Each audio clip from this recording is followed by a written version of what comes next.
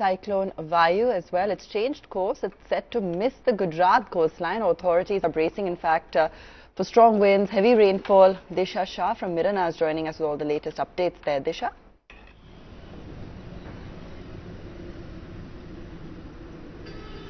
Well, that's right. As per the latest update from the Met Department, we are reading that it says that the cyclone Vayu will not make landfall at Porbandar or any other coast of Gujarat. It is moving parallel to the sea coast, which will cause strong winds and rains, but the possibility of landfall is over. We know for the fact that IMD had predicted until today morning that at about 3 p.m. today, landfall is expected in the state of Gujarat, especially in the Verawal region, but now that possibility is over. It changed its course overnight and it is now further moving into the sea instead of moving towards the land.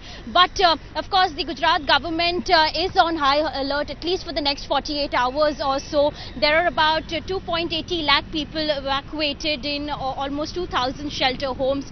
500 villages have been affected and people from the low-lying coastal areas have been moved to safer locations. In fact, a place called Diu, which is a major tourist destination in the state of Gujarat, at least 10,000 people have been moved as well. So the Gujarat government, although landfall possibility is over, but there are chances of heavy rain causing damage. That is what the SkyMet prediction is at this point in time.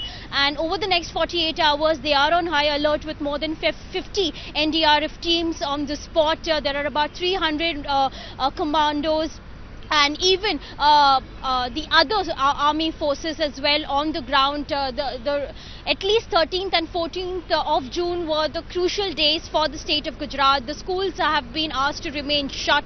Train services have been affected. At least 50 train services have been cancelled so far.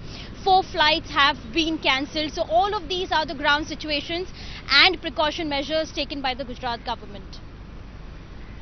That's the live update coming in on Cyclone Vayu.